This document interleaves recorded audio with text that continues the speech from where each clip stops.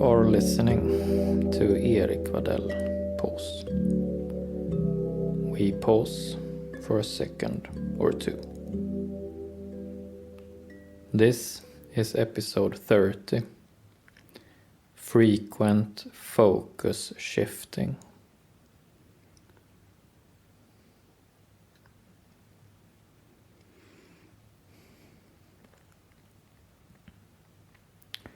These days, most people are on their smartphones for lengthy periods of time every day.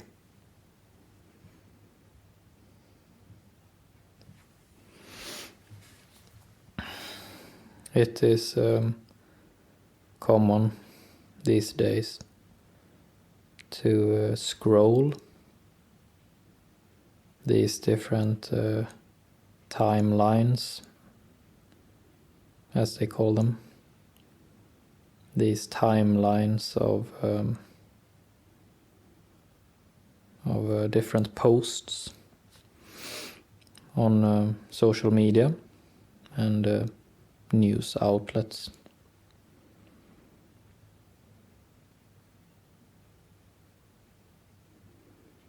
It has become commonplace for us to shift our focus frequently.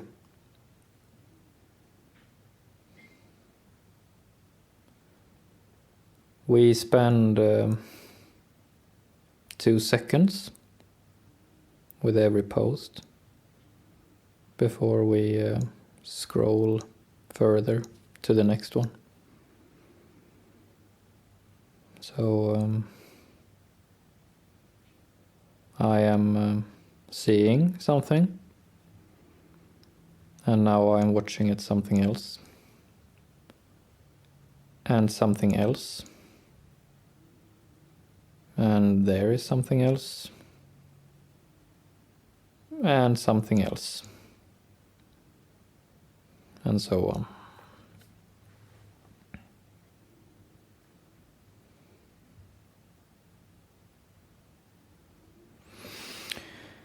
As we do this, as we shift our focus, our attention so frequently, so rapidly, so often,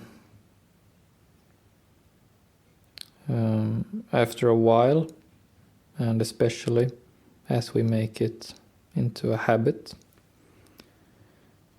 it becomes like a state of mind.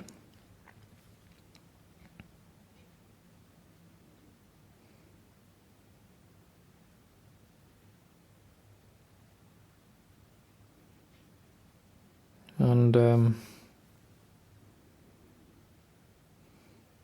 people change. Every generation has new ways of living, new ways of interacting with each other. Every generation invents new problems, and every generation finds their own solutions to the eternal questions, what it means to be alive and what it means to share this experience together.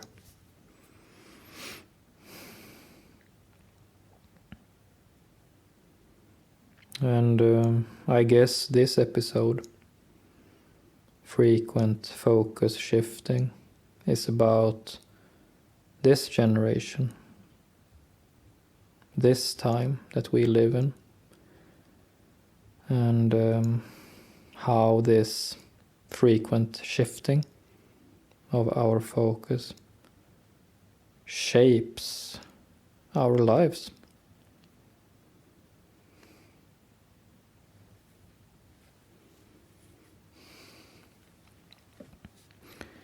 I think I will start with my conclusion and then develop my thinking upon my conclusion. My conclusion is this, that not everything in life is solved in 2 seconds.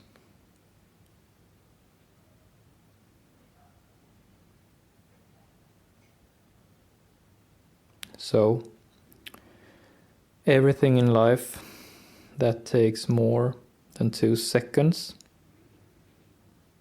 to go through will be perceived as a hassle, a problem, an obstacle, maybe unwanted, inconvenient.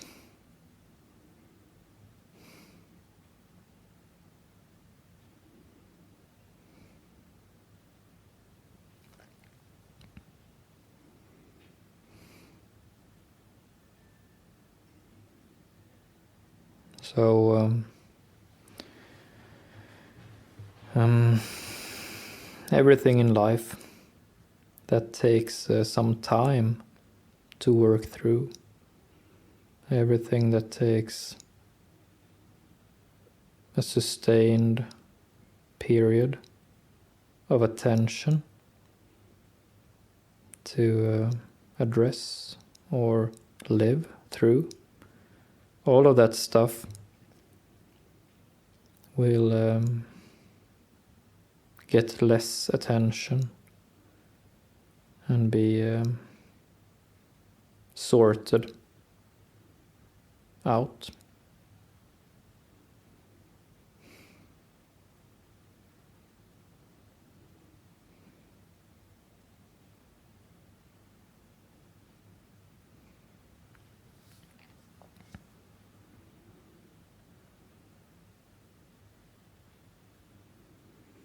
This doesn't mean that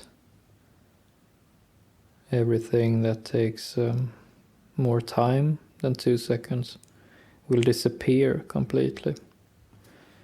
But it means that activities in life and experiences that take more than 2 seconds of sustained focus will become more rare.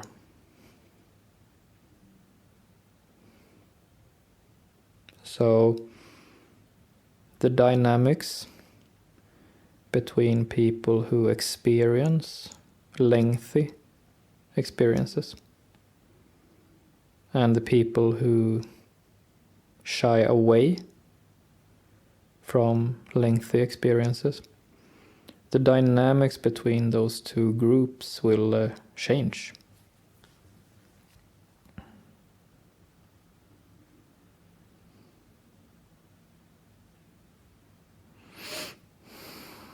So, if you, the listener, if you identify with someone who wants lengthy experiences, who actually want to spend time with some things with a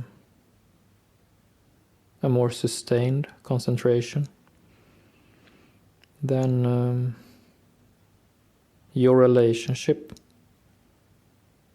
to the people who does not want to pay the same kind of attention, that kind of relationship will be worthwhile to think about.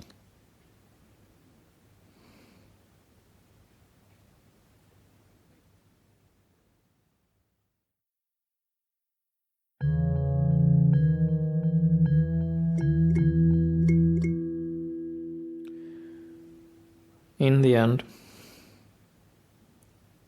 life comes down to what we are willing to do. And if you and I both are in practice willing to focus on something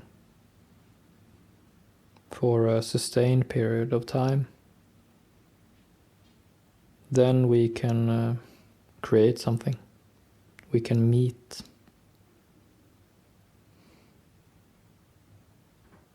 We can experience something together.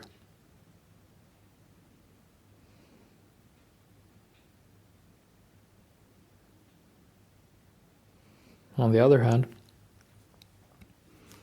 if you and I were two people who shy away from sustained concentration, who does not want to practice sustained concentration, sustained focus, then our ability to share an experience and to meet and to experience something will diminish.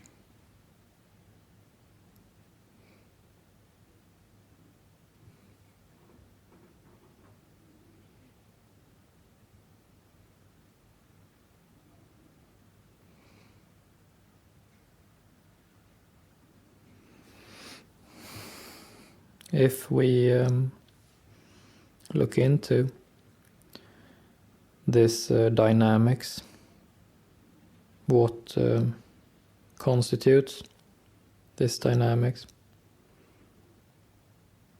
and our ability or willingness to concentrate for a sustained period of time, we will find a few different key players. So there are 4 key players in this dynamics. So there is you, and there is me, and then there is your smartphone, and then there is my smartphone. These are the 4.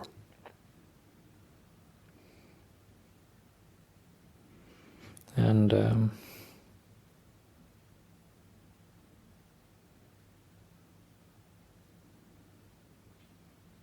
I cannot meet with you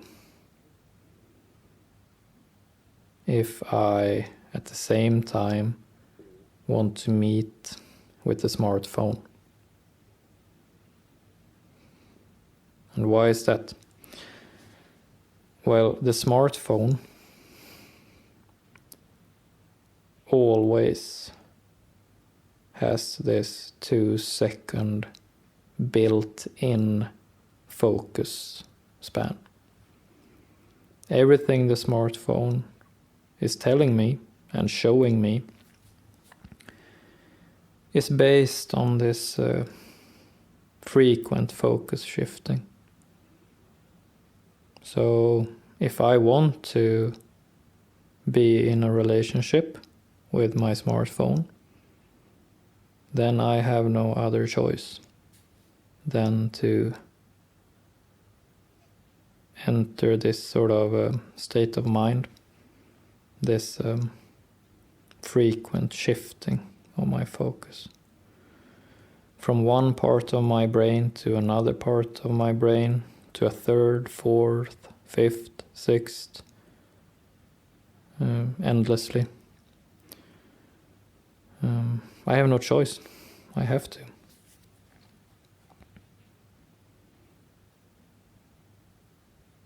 And it's the same for you. If you want to have a relationship with your smartphone and all the things that's on it, you have no choice but to enter this fast-paced mind. You must submiss yourself to the smartphone and the smartphone's way of shifting focus and dealing with life.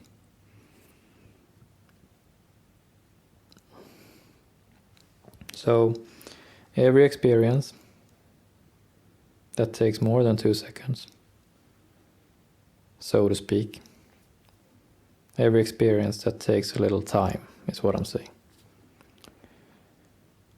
will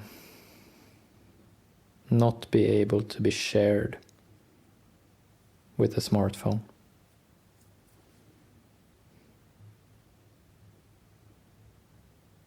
The feeling of a lengthy experience cannot be expressed via this technology.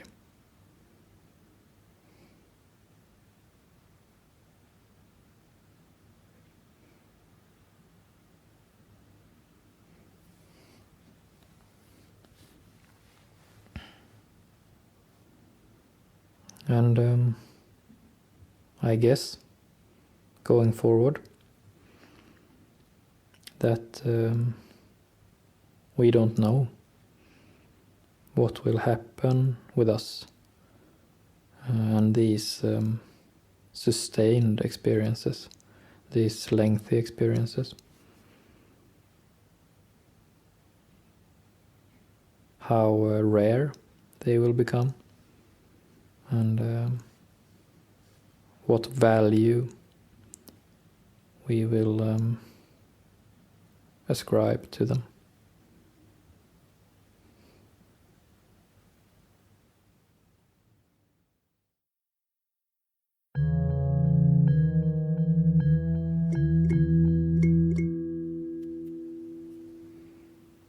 It is difficult, it is very difficult to enter in and out of the smartphone's tempo, the smartphone's frequent shifting of focus, and this slower, more focused state of mind. It is very difficult. There is a reason, or many reasons, why not people are doing it more than they are. It is very difficult. To live with a smartphone and at the same time have these lengthy experiences, these longer experiences, it is very difficult.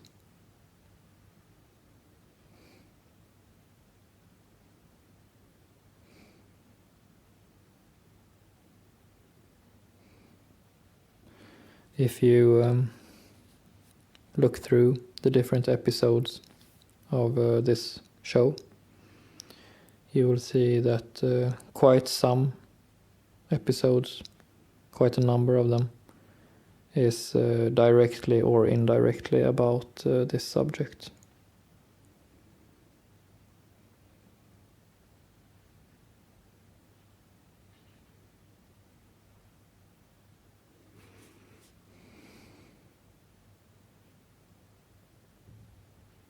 And it is a challenge to us.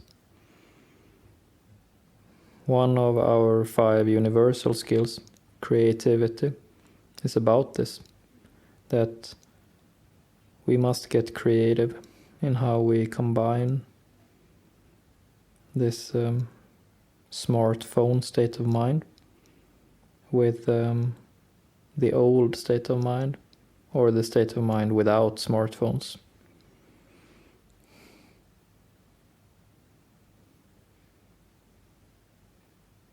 We will need to get creative and try different things.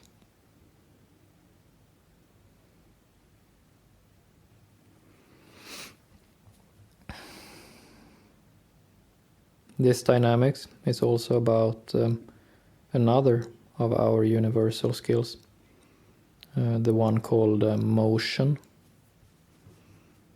It's about how fast things move and with how great energy they move.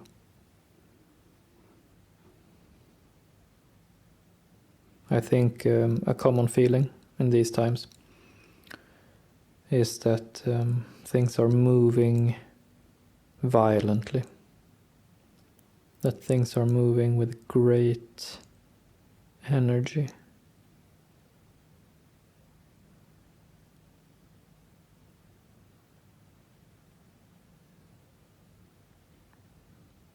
Often the motion of these days can feel devastatingly uncompromising,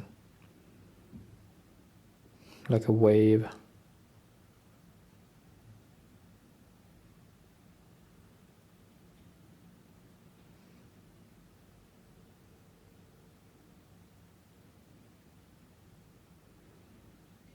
And if we combine these two universal skills, creativity and motion, to be creative with this massive motion that is going on right now, it will not be easy, but it will be meaningful.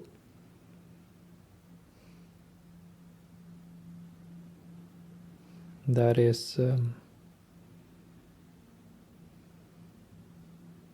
my greatest takeaway from all of this.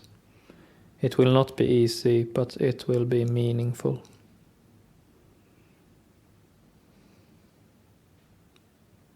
So if you are a person who enjoys and puts value on lengthy experiences, if there are experiences that you know of, that you are prepared to fight for and to preserve or to pass on or teach the next generation, you will need to fight for it. You need to be determined, and you need to be more uncompromising than the motion of our time. Do you see what I'm saying here? You need to be more dominant than the ruthless motion of our time. You cannot ask nicely when it comes to this. If you want to fight for experiences that you deem to be meaningful and worth a lot, then you need to fight for it, and you need to stand your ground. You need to look the other person in the eye and not budge. You need to lead the way.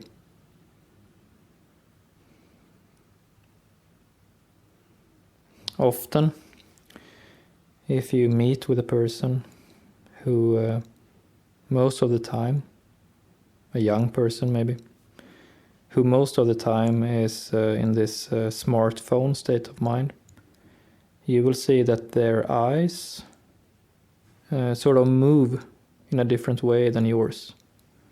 Their eyes will jump back and forth, or like their eyes sort of lose focus for a while. And this is the challenge,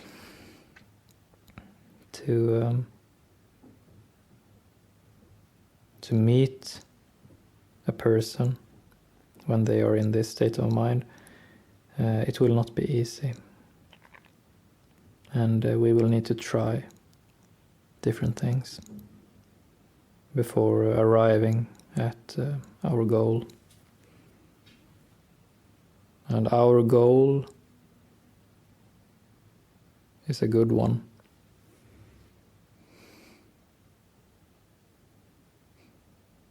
We want to meet the other person. That's the goal. We want to share an experience. And what could be worth fighting for more than sharing something in life?